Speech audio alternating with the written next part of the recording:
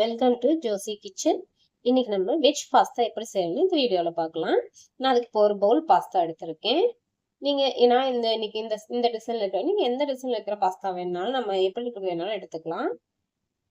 இப்போ நம்ம வடை சட்டி ஆன் பண்ணி தண்ணி ஊற்றி வச்சுக்கலாம். கொஞ்சம் சூடாகிடுச்சு. இப்போ சூடான உடனேயும் அதில் நம்ம எடுத்து வச்சுருக்கோம் இல்லையா பாஸ்தா, அதை கொட்டிடலாம். தேவையான அளவு உப்பு சேர்த்துக்கலாம். அதோட கொஞ்சம் ஆயிலும் சேர்த்துக்கலாம். அப்பதான் ஒட்டாம வரும். சும்மா ஒரு டேபிள் ஸ்பூன் போட்டிங்கனாலே போதும். இடையில இப்படி நல்லா இலக்கி விட்டுக்கணும். இல்லாட்டி அது அப்படியே நல்லா கெட்டியா பிடிச்சிக்கும். நல்லா அது கொதிச்சு ஒரு 5 நிமிஷம் வேகட்டும். கொதிச்சு ஒரு 5 நிமிஷம் வேகணும்.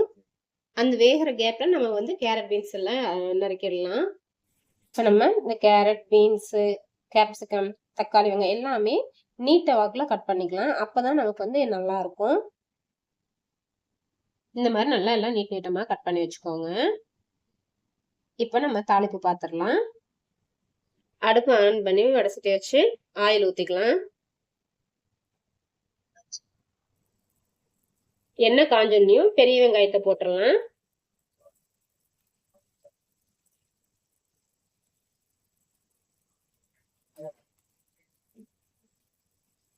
நல்லா இறக்கி விடுங்க. கொஞ்சம் வதங்கட்ட பெரிய வெங்காயம்.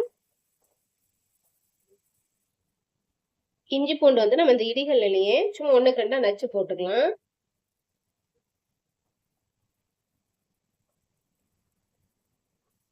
இஞ்சி பூண்டு கொஞ்சம் ஒரு 2 நிமிஷம் வதங்கட்டும், பச்சை வாசனை போறக்காக. நம்ம எல்லா கேரட்டு பீன்ஸு குடமிளகாய் எல்லாத்தையுமே நம்ம போட்டுடலாம். தக்காளி எல்லா காய்கறியுமே போட்டு இந்த காய்களுக்கு தேவையான அளவு உப்பு சேர்த்துக்கலாம்.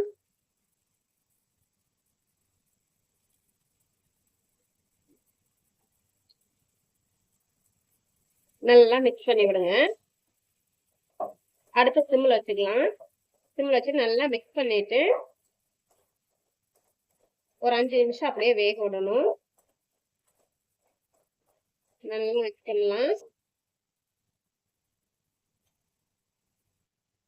மூடி போட்டு ஒரு 5 நிமிஷம் அப்படியே விட்டுருங்க. சிம்மில் வச்சுருங்க. காய் கொஞ்சம் வேகட்டும். ஒரு 2 நிமிஷம் இருக்கும்.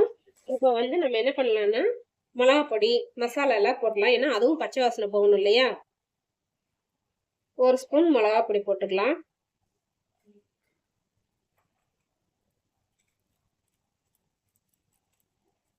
சிக்கன் பொடி ஒரு கொஞ்சம் போட்டுக்கோங்க, 1 ஸ்பூன் போல. மல்லித்தூள் ஒரு 1/2 ஸ்பூன் போட்டுக்கலாம்.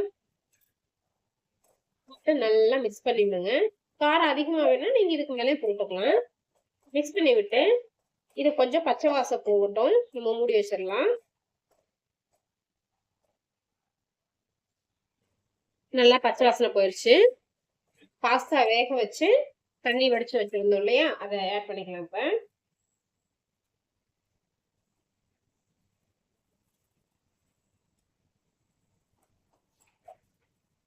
நல்லா மிக்ஸ் பண்ணுங்க. நல்லா எல்லாம் மசாலா காய் எல்லாம் மிக்ஸ் ஆகி வரணும்.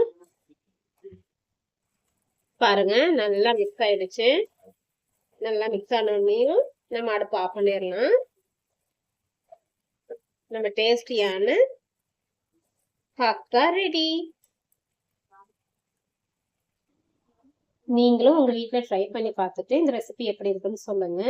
நம்ம சேனல் பிடிச்சிருந்தா லைக் பண்ணுங்க, ஷேர் பண்ணுங்க, மறக்காம சப்ஸ்கிரைப் பண்ணுங்க.